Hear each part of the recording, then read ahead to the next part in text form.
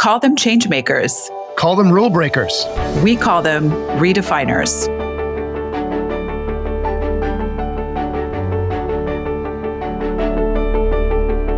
Hello, everybody, and welcome back to another episode of Redefiners. It's Clarke Murphy here, a leadership advisor with Russell Reynolds Associates. Hoda's unable to join me today, so I'll be flying solo on this one. But before we get started, just a quick reminder to listeners that you can find all episodes of Redefiners and the Leadership Lounge on YouTube. If you're currently watching on YouTube and you haven't subscribed to the show, just hit that subscribe button below so you don't miss an episode. For our audio listeners, don't forget to rate Redefiners wherever you get your podcasts, and please share your feedback on each episode, as well as we'd love guest suggestions. We'd also just love to hear from you. Give us some feedback. It'd be great. Today, we're going to talk to a leader in the global mining market, which is worth almost $2 trillion in 2023 and expected to grow to about $2.8 trillion by 2028. A big part of the mining market includes resources like copper, nickel, iron ore, potash, which are essential to building and powering our world, as importantly to help feed our population as food security becomes even more important. Several Redefiner guests over the years have talked about the green energy transition, including electric vehicles, while resources like copper and nickel are key elements in that transition and critical when it comes to manufacturing EV batteries. Our guest today is a leader in this effort. Mike Henry's the CEO of Australia-based BHP. It's the world's largest mining company. Mike leads a global workforce of 90,000 people with major operations and projects in Australia, North and South America, and Canada. Prior to becoming CEO in 2020, Mike was responsible for leading BHP's Australian minerals business. So you're probably asking, mining, what does that have to do given the dirty industry it's in and the crazy places in the globe that they are located? Well, this is truly a Redefiner story. Mike has led the strategy to redefine this company. BHP, having sold its oil and gas portfolio, focused on the rare earth minerals that are so important to the global economy, and potash, where the effect of the Russian invasion of the Ukraine has deeply affected food security around the world. So today we're going to talk about how does redefining a company impact the stakeholders, the shareholders, the employees, but importantly, how to be a great leader as a company redefines itself. Mike, welcome to Redefiners. We are very excited that you have joined us from Melbourne. We are on opposite ends of the world. Welcome. Thank you, Clarke. Very happy to be here. Also, Mike is truly a global citizen, having been born in Canada, spent a significant part of your working life in Asia and Australia. You taught English in Japan right after you finished university and went on to work for Mitsubishi in Canada and Australia. So before we get into supplying the world with more of what it needs and requires, how did you find your way from Canada to Japan to back to Canada and now in Australia? What's the personal story about how you ended up in such a global citizen? So as you said, Clarke, I was born in Canada, but I've spent the vast majority of my career overseas between Japan, Australia, Holland, Singapore, then back to Australia. And I've been fortunate enough to have my whole career in the resources sector. So even with Mitsubishi Corporation, I was working in their resources division, and it is just a spectacular, rewarding industry to be part of. There's very few industries where it goes right from kind of the ground, the earth, all the way through to high finance, global capital markets, and of course, downstream customers.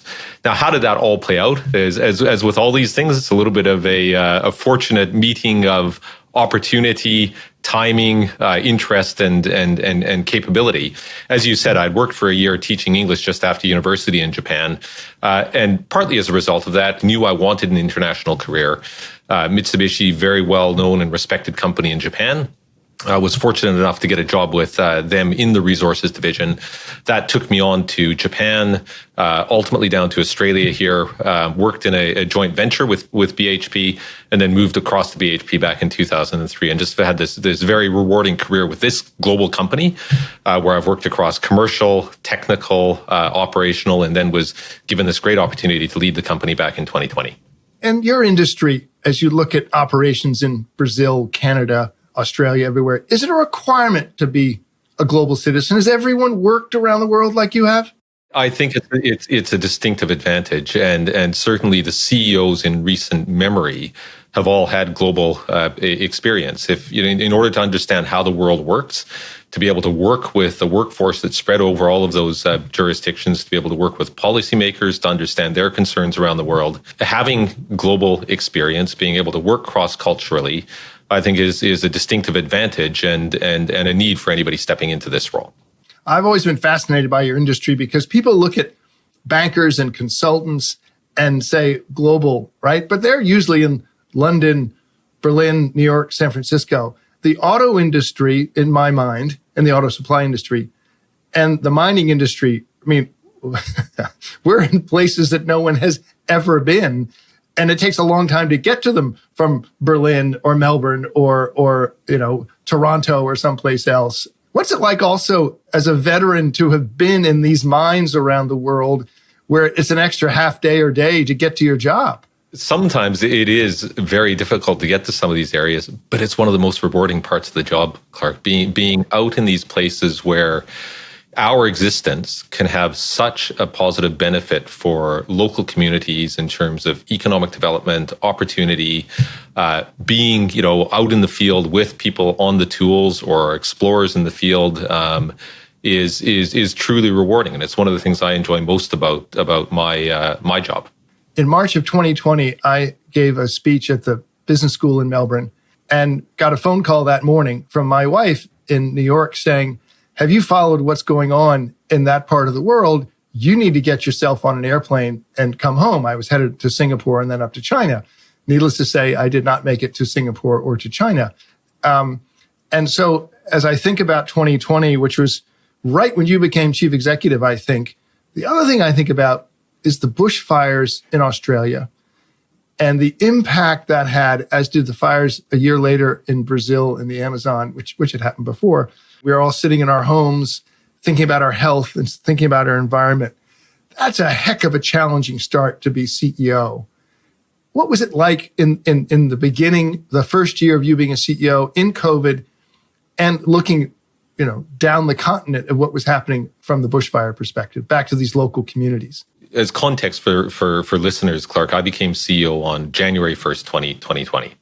And as you note, within 2 or 3 months, all of a sudden we were into the depths of COVID. So it wasn't the start of the transition that I expected. And of course, it's easy to look back now and see with clarity how COVID played out. But in the moment, there was a ton of uncertainty as to how bad it was going to get. So we were all staring a little bit into the unknown.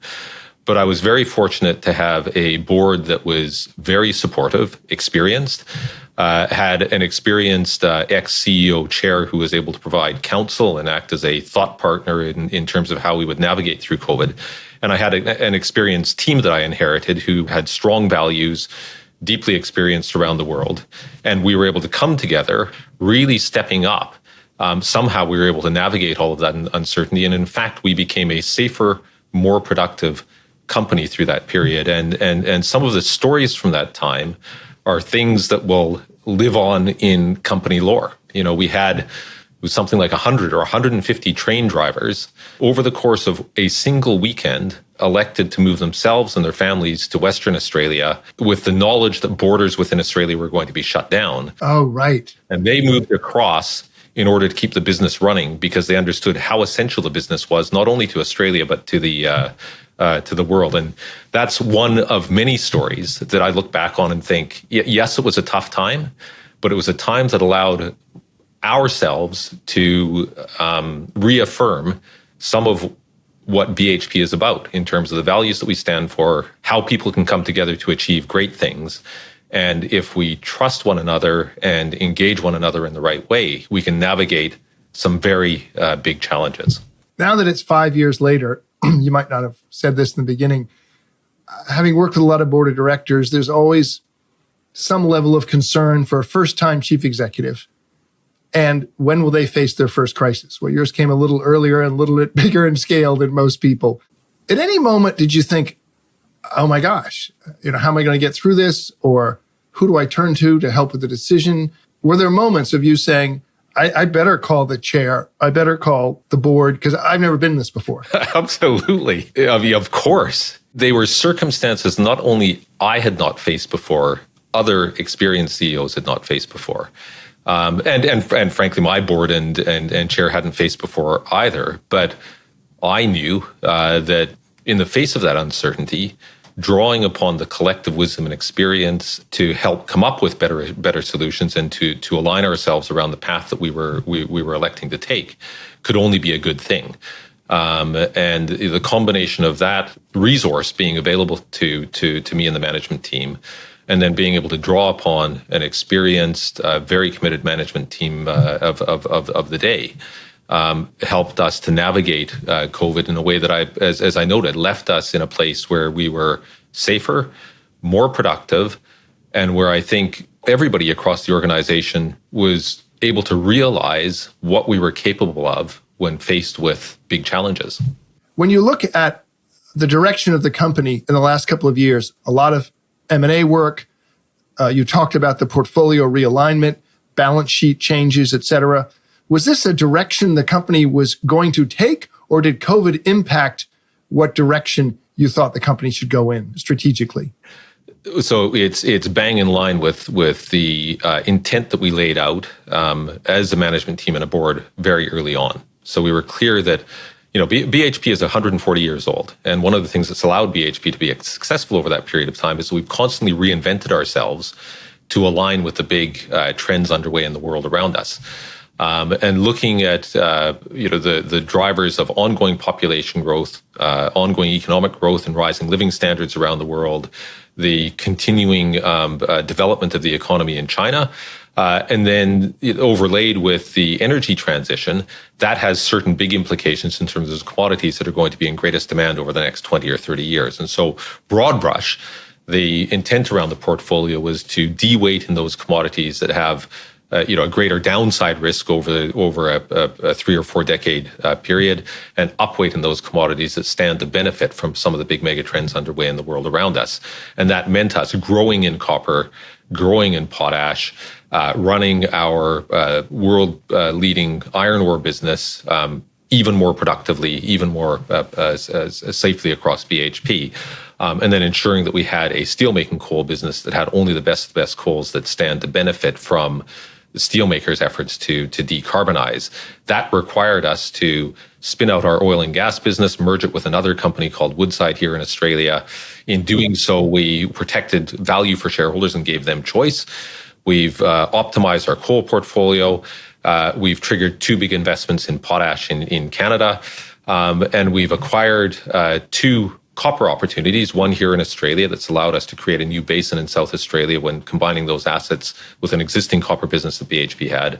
We've acquired an asset in Argentina in partnership with a Canadian company, and we've created much more copper growth optionality on top of already being one of the world's leading copper businesses with the world's largest copper resources. So we laid this intent out in February of 2020, and we've been executing in line with that intent, but we've only been able to execute in that way through being operationally excellent and through being clear and consistent in our strategy and building trust with shareholders to doing exactly what we said we would do.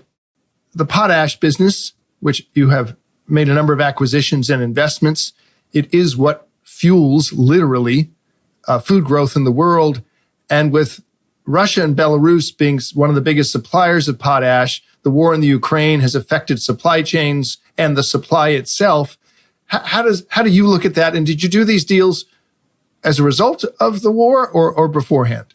There's 2 big potash producing regions in the world. One's Canada. The other one is Russia, Belarus. We saw disruption to supply out of Russia and Belarus for a period of time. And that led to a certainly uncertainty in respect of where supply was going to come from in the future and near-term disruption to supply chains. Our first stage or first big investment in potash, over $5 billion US, was sanctioned or we took that investment decision before the war in Ukraine. The second phase, another $5 billion, was triggered after the war in Ukraine. Both of those are underway currently. Neither of them have been driven by that conflict. It's been driven by this belief that as the world's population continues to grow, which is going to require more food, Rising living standards tend to require food that is less calorie efficient, so you need more agricultural inputs. And we're trying to get that increased agricultural production off of a constrained footprint of arable land. It's going to require more fertilizer. And so the demand outlook for potash is positive and will be consistent over time. And BHP, through the foresight of leaders 10, 20 years ago, has some of the world's best undeveloped potash resources. So let me get this right. The guy who runs the world's largest mining company is decarbonizing, selling oil and gas assets, says we need healthier food on less arable land, which is not what grandma thinks of the average mining company. You're in essence, by what you sold and what you're investing in, are becoming a more sustainable company in a rough industry. I find that fascinating and ironic, okay? So how do you balance this vision of mining in a rough, tough, and pretty remote parts of the world? And I'm going to eat better because you're investing in potash. I'm obviously exaggerating a little bit for effect here. But this is pretty interesting and not what one expects. Mike. So, Clarke, this is something I am so incredibly passionate about. I don't think that it's well understood that everything in the world around us starts as something either mined or something grown. I think in recent years, there has been a significant uptick in understanding, certainly amongst policymakers, about the importance of metals and minerals and critical minerals supply chains. They are essential to the functioning of the global economy, to ongoing economic growth, population growth, and certainly going to be critical to the world's ability to decarbonize, but also to things like artificial intelligence. These big data centers are incredibly copper intensive, and it's going to be one of the drivers of long-term copper demand. And so the world's going to need a lot more metals, of certain metals and minerals over the next 20 or 30 years. And those metals and minerals are becoming harder to find and more costly to develop. And I don't think that there's been a solid understanding of that. Now, with the growing awareness of this, I and others are out there advocating to the public, to capital markets, and to policymakers about the need for us all to come together and to figure out how we can go about finding these mines, developing these mines more quickly and efficiently, because doing so is going to be essential to meeting the world's needs for more metals and minerals in a low-cost, timely fashion. If we don't do that, we're going to see more by way of supply disruptions, spikes in commodity prices, and ultimately the energy transition, the AI transition is going to end up being more expensive for the world than it needs to be. So, like everything else, technology is a key part of the culture of what you're doing and how you go forward. How do you keep this sense of innovation and forward-looking as a corporate culture? Because many people say it's not the technology, certainly is the power needed for technology, but it's cultural change where machine learning and AI come to the fore. There's always more we can do in this regard, but it's one of the other little-known facts, perhaps, about the industry is that it does big, technologically advanced things already. If you think about finding these deposits 400 meters under the Earth's crust or a kilometer or 2 kilometers under the Earth's crust, that alone is hard and requires the world's most advanced technologies. Then getting the ore out, processing it, getting it to the market in an efficient fashion, requires really advanced technology. We have driverless trucks on our sites. So these are 400-ton trucks that are driving around our sites with no driver at the wheel, all working autonomously. And we've been doing that before you had autonomous vehicles on public roads. Now, there is a big opportunity in artificial intelligence. In fact, I don't think we yet realize how significant the opportunity will be. We simply know it's going to be great. Now, we're already applying AI in finding new resources, in figuring out how to best extract them, and managing our supply chains and optimizing our processing plants and so on. But we know there's more to go. And part of unleashing the potential of artificial intelligence is, as you say, going to be a culture and capability change in the company, as with all industries and all companies. Now, how do we go about doing that? Of course, it's building capability in the company. So we are training people in this regard. It's through establishing the success cases right across the company. It's through ensuring that the senior team really understands this. And so we have a specific effort underway today to re-baseline us all in terms of our understanding of artificial intelligence so that we're better equipped than to lead the 80,000, 90,000 people across the company on this journey. We talk about collaboration, and you have the BHP Operating System, which has been so successful. And not to flatter you on the podcast, but you're regarded as the ability to inculcate the culture with consistency of 90,000 people through this operating system. Talk about this balance of, the system that's company-wide. A lot of people put things on the wall, but it doesn't really happen. It appears to have happened at BHP. How and why? So it's happening, Clarke. And this where I would start by, again, for the sake of transparency, saying that we're on a journey. We first deployed the BHP Operating System back in 2017, 2018. And the philosophy behind it was that it's a people-centric system. So let me start by saying that. It was really to say that BHP operates in a highly dynamic environment. We're operating all over the world in tough jurisdictions, in tough circumstances where you're dealing with a geological uncertainty, weather uncertainty. We operate cross-culturally with different workforces, workforce compositions. And against that backdrop, we need to equip our people to be able to make the best possible decisions in the face of that uncertainty on a day-to-day basis. And we need to equip them and engage them in a way that better harnesses their experience and ingenuity.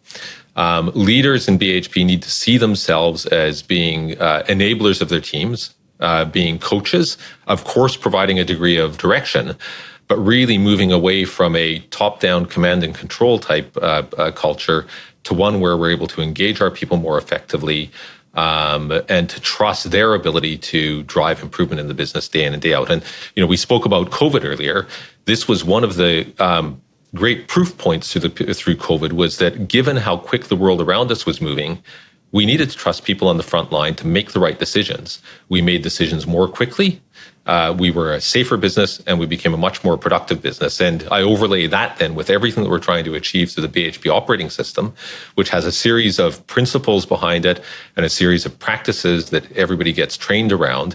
And this starts with high-level company strategy, how we align it to what's happening on the ground with that strategy, and then how we go about equipping our people to drive business improvement day in and day out. And that's allowed us to become a leading operator in the sector, where we're known for our operational reliability and operational excellence. One example of that is our iron ore business has been the lowest cost major iron ore business in the world now for 5 years running.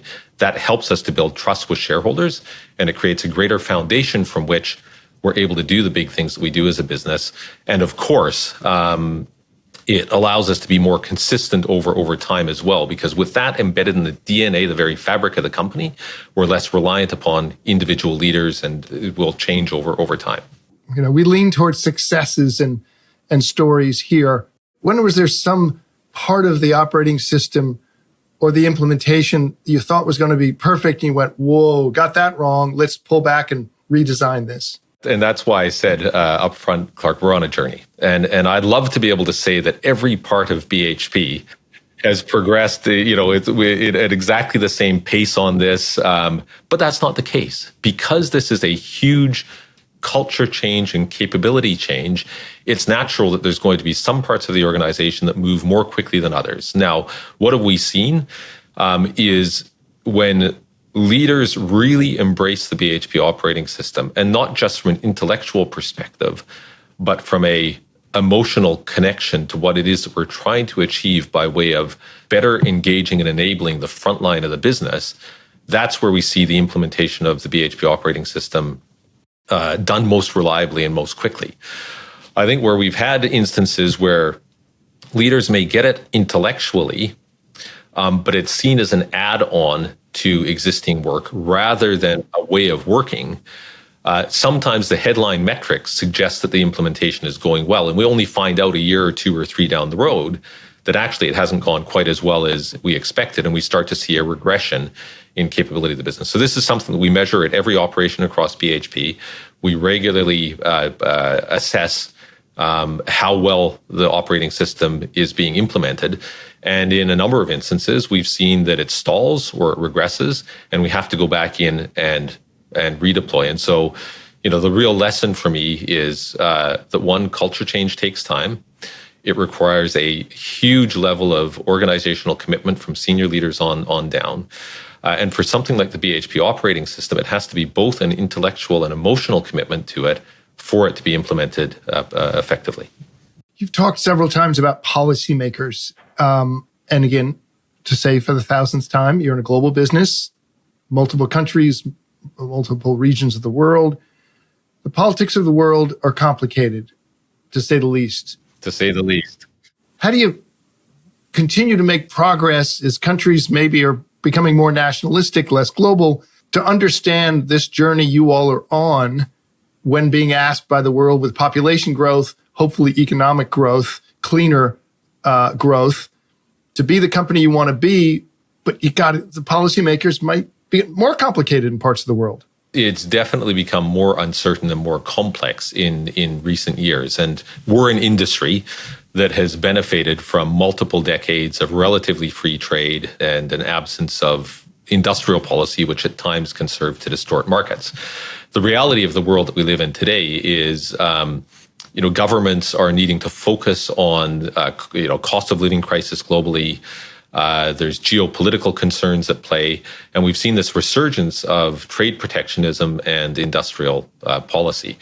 That's the real world that we live in. And from a corporate strategy perspective or a company perspective, the way that we deal with that is, number one, being out there, sensing the world around us and making sure that we're bringing back into our kind of day-to-day thinking, the way that we run the business, an understanding of the currents that are at play in the world around us. And that can be at the local level all the way up to the global level. Secondly, we have to ensure that we are seen as a business to be creating value for the broad range of stakeholders that we interact with, including but beyond shareholders.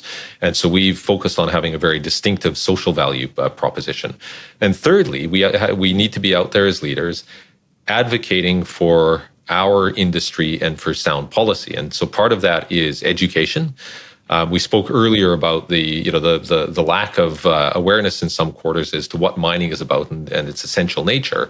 So I've spent time, as have my team, on the road, out engaging policymakers and other stakeholders on trying to build that understanding of mining, and off the back of that understanding, then to talk about what sound policy looks like that both enables the industry, but also meets the very valid concerns of policymakers at the national level through to the local level. So we talk about emotional commitment to a culture in a mining company. We talk about social value of the mining industry. None of this is what anybody thought when they clued into a podcast about mining and taking things out of the earth, okay? Right. So talk to me a little bit more about social value and how you embed that in the culture of the company so we believe in what we're doing and that others believe in what we're doing. So let's think about this, Clarke. As a mining company, you think about what we're doing. We're going into some of these remote communities and we're investing billions of dollars in these projects that play out over 20, 30, 40 years, sometimes longer. And we only gain access to those resources in the first place if we have the support of governments and communities. So we have to have a value proposition for them. Now, social value has been at the center of BHP's thinking for 2 or 3 decades. But a couple of years ago, we put in place a refreshed social value framework. And its distinctive nature of the social value framework is that it treats social value creation not as something that stands alongside the business, but this is core business. We need to be thinking about how we can go about creating best possible value for shareholders and best possible value for the other the range of stakeholders that we have.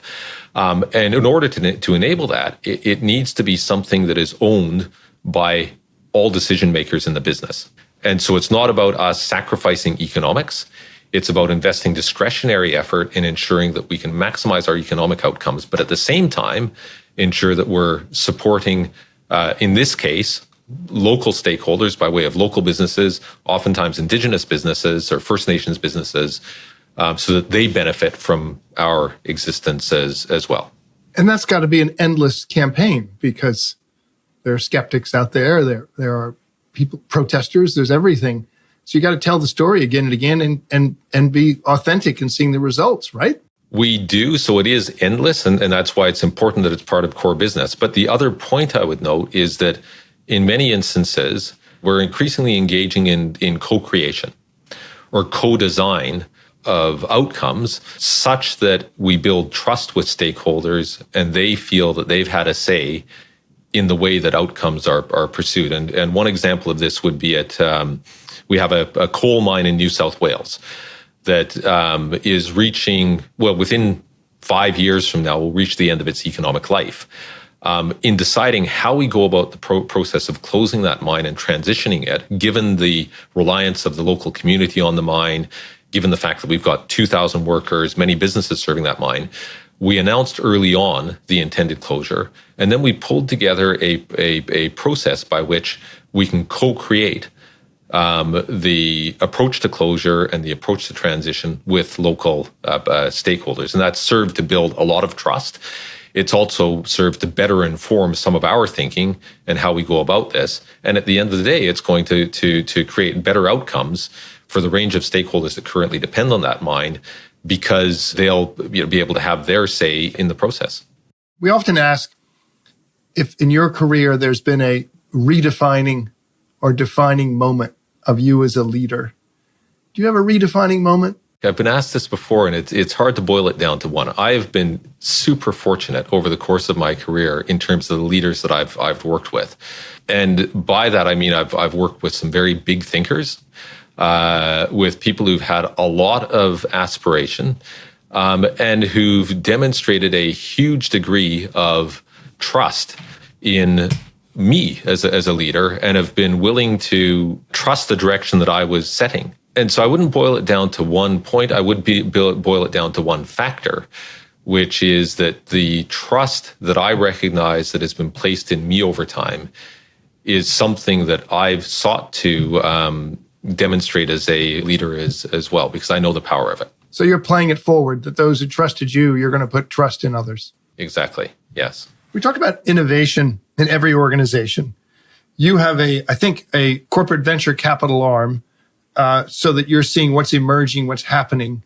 Again, we tend to think of pharma companies and consumer businesses as thinking about the future and the venture backed. How do you think about innovation? How do you think about investment, whether it's the VC arm or not? How do you think about that? There's three areas that I would point to in terms of specific innovation efforts within BHP. One is the ventures arm that you've called out. We established that from memory back in 2020, maybe 2021. So the explicit intent around the ventures arm is to be investing in small startups in the resource finding, extraction, processing, and decarbonization space. And through that, for us to gain early insight into some of these technologies that have the potential to support or disrupt different supply chains across our business. That will help inform strategy. In some instances, it will give us early insight into opportunities that we may wish to pursue. And of course, we want to generate a investment return on these. And we had a 6 times return on a carbon capture opportunity that we invested in early. So the track record so far has been pretty strong.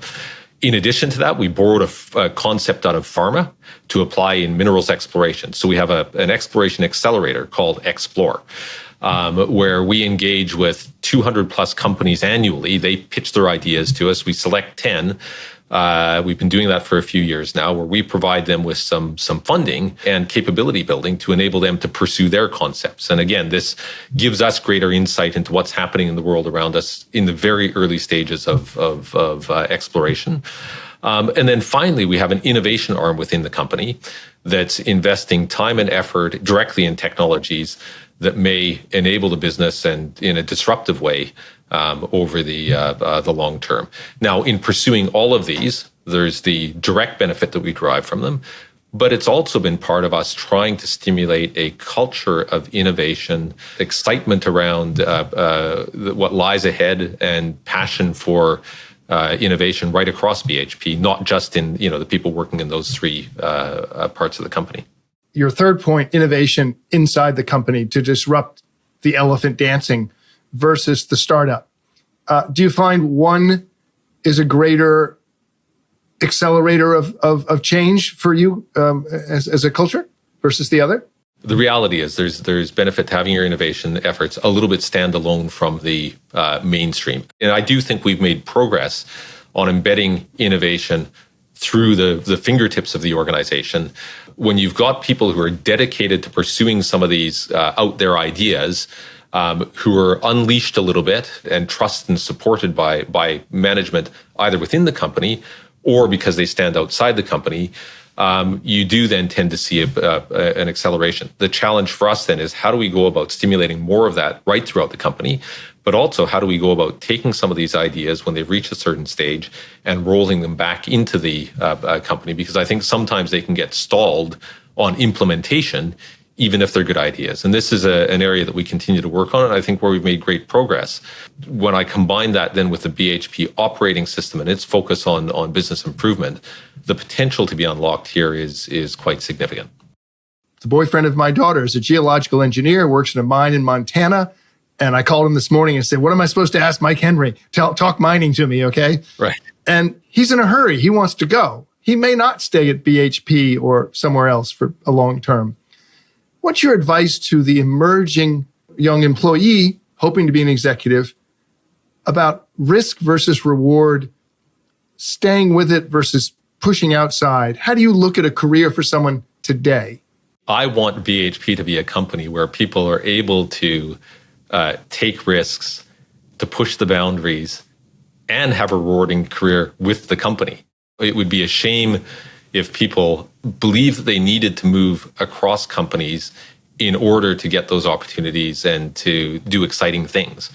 I think BHP is increasingly a company where people are able to get opportunities across different disciplines, different geographies, and where they feel trusted by leaders to pursue some of their big ideas. And that's evident in some of the concepts that we spoke about earlier, where ventures arm. That's relatively new to BHP. This explore concept is new to BHP. And some of what we've been doing across the broader company in terms of the risks that we've been taking at a high level around portfolio, through to what happens on a day-to-day basis in the business, deployment of technology and so on. I want this to be an exciting place for employees to be, where they feel that they can build their career, can take risks, and continue to derive personal growth from the opportunities that are afforded within the company.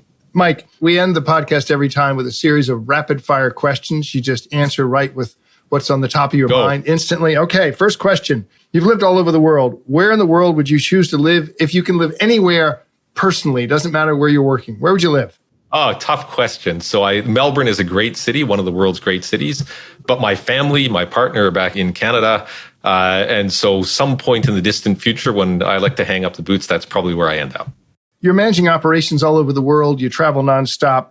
What's your one habit that helps you decompress, keeps you grounded, gets you relaxed?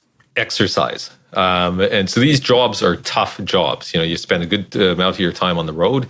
It's easy to get into 24/7 work. So I'm very disciplined about exercise right throughout the course of the year, and nutrition. If you weren't in the job you are in today, what would you be doing instead? Interesting question. I genuinely don't know, because I love this job so much, Clarke. I fell into it. It wasn't that I pursued a career in mining, but I feel so incredibly fortunate to have landed in mining. There's not been a day in my career where I wished I was working in a different sector. Because I said, on one day I can be literally in the field with people on the tools, talking to them about their lives, their experience in the business, local communities. And the following day, I can be in New York, London, Tokyo, in the world of high finance, or with our customers, the end users of our products, seeing how our products can contribute to economic development and lifting people out of poverty. There is no job that compares to this job or this industry. Well, that's why you're good at what you do. I have to laugh. My grown children are all in their 20s. They know I love what I do. I absolutely love what I do, like having a conversation like this. And they say, Dad, no, you didn't tell me that people go to work every day and they don't like what they do. So last question, what's the one piece of advice you would give to a new chief executive? Trust, so build trust and trust others. And that applies to your relationship with your board, your chair, certainly with your executive team, and then with shareholders. So understanding the concerns of shareholders and other stakeholders, really internalizing that and seeking to address those concerns and to build trust will make you a better CEO, a better management team, and will allow you to achieve, or better enable you to achieve, the ambitions that you have for the company. First of all, Mike, thank you for being here from all the way around the world in Melbourne, literally the other side of the world. We really appreciate it, as do our listeners. And if I take away a couple of thoughts, it's where you ended is where you started about trust. You're a business that fuels economic growth, population growth, food, how we drive, where we live, what we do, the materials for that. But yet you're decarbonizing. You're trying to work on the nutrition of the world at the same time. And answer to policymakers who question where the mine is and why, but yet ask you for more of the extraction from those mines. But building consistency in how you operate a business, consistency in the integrity of both the operations and the decisions that people make, and understanding it's not a zero-sum game, it's a journey to keep pursuing who is BHP, what can it be, and therefore how you lead, which I think is some super, super interesting lessons that we've learned today. So thank you for being here. We greatly appreciate it and look forward to learning more about what's going on. Thank you. Thank you, Clarke. I love that summary.